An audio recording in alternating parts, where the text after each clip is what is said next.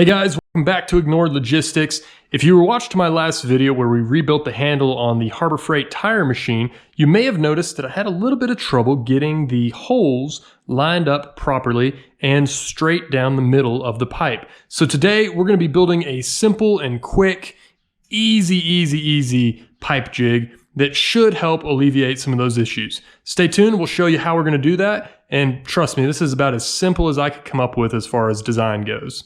Now, when I say this is a simple build, I really mean it. All we need is a couple of feet of 90-degree angle iron. It doesn't really matter the thickness, and all you need is some way to cut that and attach it to each other. Now, that could be a chop saw with a metal blade on it like we're gonna use. It could be an angle grinder with a cutoff wheel. It could be a hacksaw if you're patient. And this metal doesn't need to be any specific thickness. You can weld it when we're done, or you could probably even get away with some just self-tapping screws if you get thin enough metal that it can go through. So let's show you how we're gonna put this together. So assuming that this is our drill press and this is our base, we're just gonna need 3 pieces of angle iron that we're going to attach together.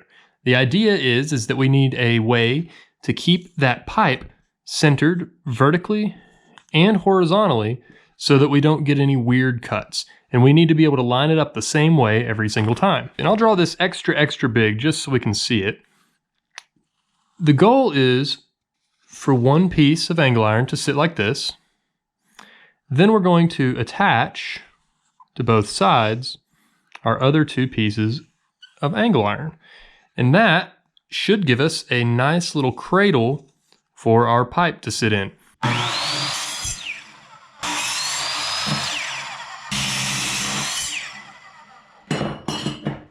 And with just a little bit of eyeballing, we have got 3 basically identical pieces here. But before I get into fixing these up, I want to kind of show you how I did this, just so that if you have the same setup, you can replicate it. The issue that I have is that this blade is really meant for hand saws. So as you can see, it is just way small for this machine.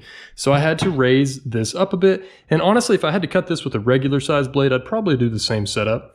So what I've done here is I've squeezed a 2x4 into my angle iron to hold it steady. And I've actually got it as a little bit of a sacrificial piece here so that this end doesn't twist as we're cutting it off and give me a weird little lopsided cut. On the other end, I've got another little chunk of 2x4 and I've just got a C-clamp to it just so that it doesn't tilt as everything's vibrating around. Now, because I don't have to have this just perfectly precise, this is plenty of a good setup to get this done, and I had 0 issue doing it this way. If you've got a better idea or a better way to do this for the same or less money, please let me know in the comments. Honestly, I think basically any cutting method will work because the angles don't really matter on the ends for this.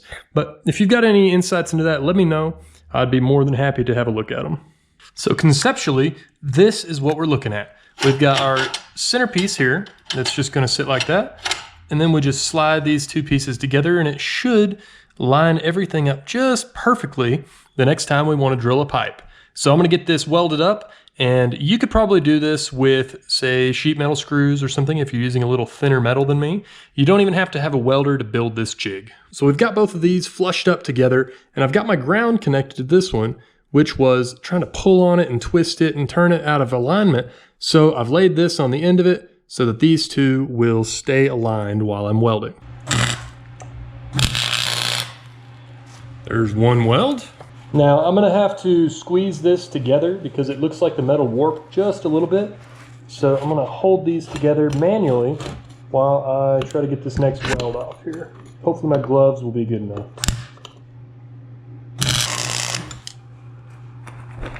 Whew, a little hot, but not too bad.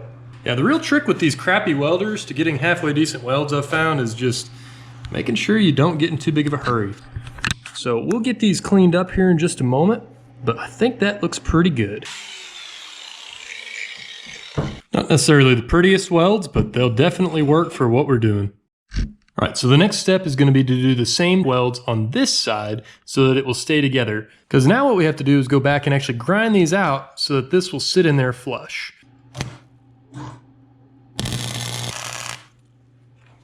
Alrighty, so I've got this side seamed up. We'll probably have to grind that down so that it'll still sit flush against the flat surface.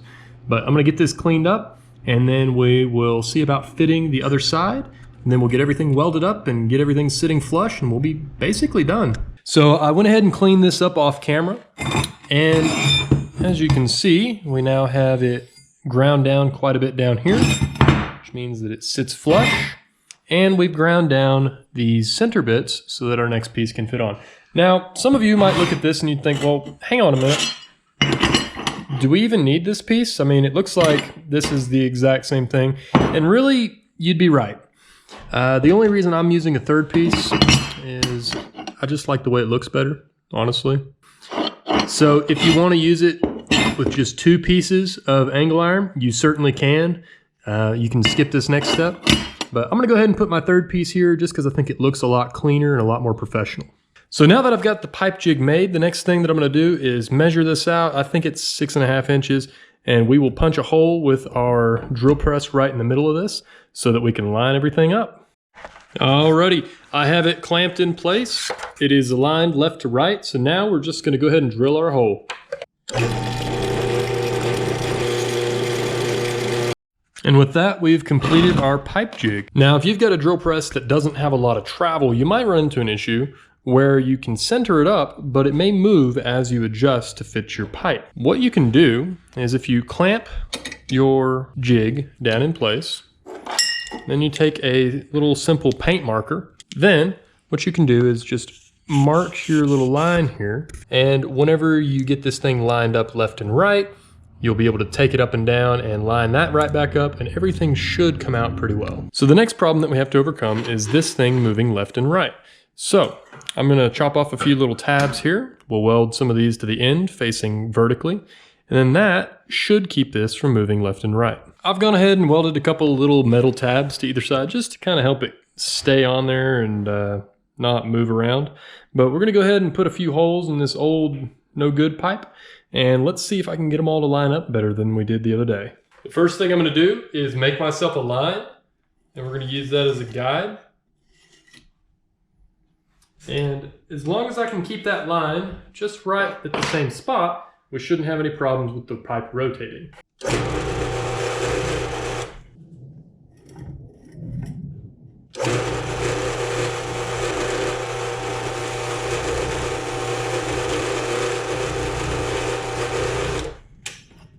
And while obviously I could improve this some more and definitely clamp a few things down, I think that that is a much, much better alignment than we had the other day. So simple little pipe jig, not too much effort to make. Honestly, this didn't take me that long, and I've got lined up holes now. If this was helpful for you or you just enjoy this sort of thing, please consider subscribing. I hope you all have a great day, and we'll see you next time.